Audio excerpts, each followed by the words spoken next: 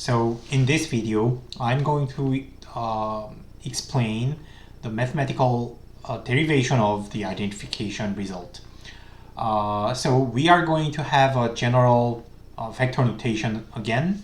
So think about this regression model. We have outcome y and two explanatory variables x1 and x2. Epsilon, as usual, the error term. And the reason why I use x1 and x2, both are vectors. The reason why I split them is because I assume that x1 has no problem. It is exogenous. So it is uncorrelated with epsilon, so which is nice. So x1 itself does not cause any problem, but x2 is the problematic variables.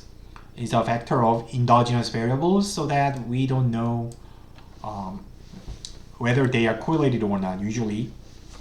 So we assume that they may be correlated with epsilon, so they may be endogenous. So we cannot maintain the exogeneity assumptions for these guys. So x2 is that the main problem of our analysis. And remember, k1 is the dimension of x1, k2 is the dimension of x2. From now on, the dimension may be important, can be important, so pay a little more attention to the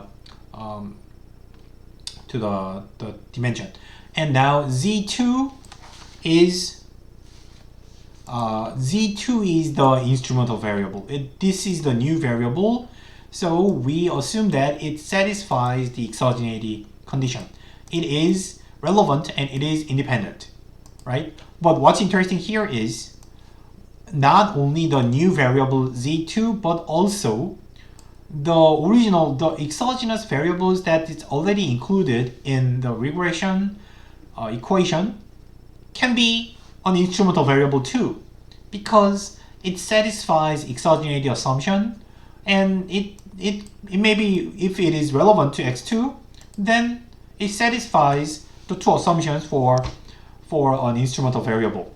So you may think it this way: the z, the instrumental variable vector, instrument vector, includes all the exogenous variables from the regression model first.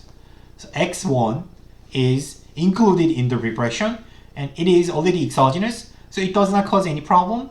It satisfies all the conditions for the instrumental variables, so you include it first.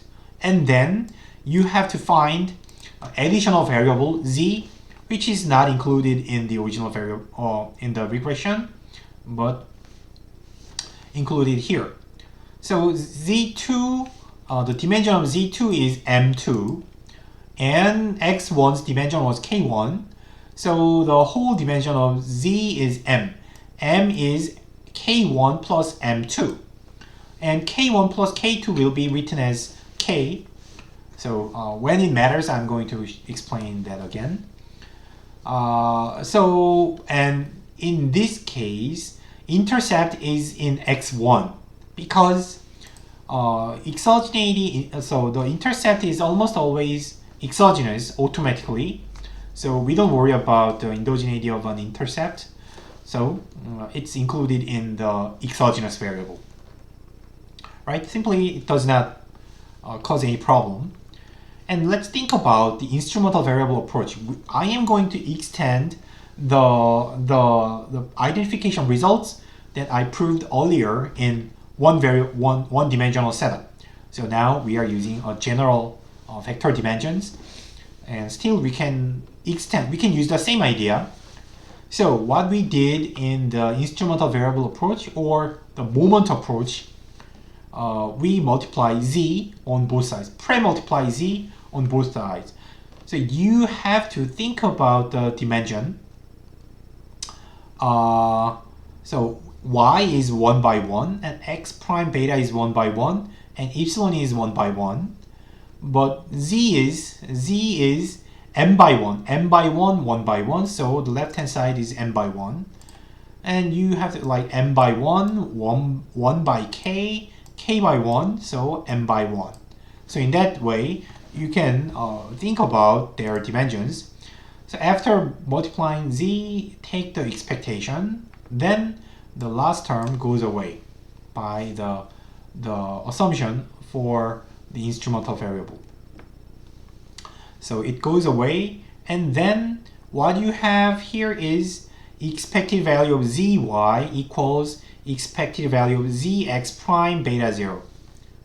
And this guy is a matrix now. Dimension is m by k.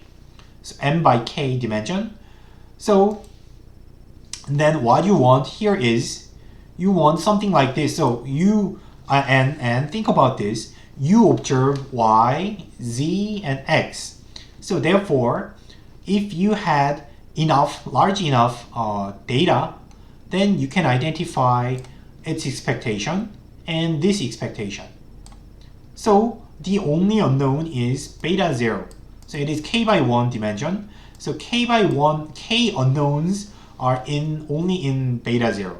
All the other things in this equation is known, identified. So then, as you know, it's easy to solve for beta 0 by inverting this matrix. So you want to say this. If you can say this, if you can finish, like get to this point, the identification is shown. It's complete. So your identification is complete. The problem here is, then we need to think about whether this inverse exists.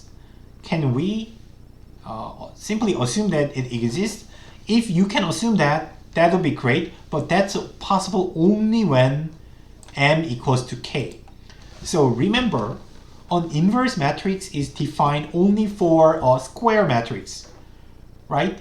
Say, for example, a vector does not have an inverse because it's not square.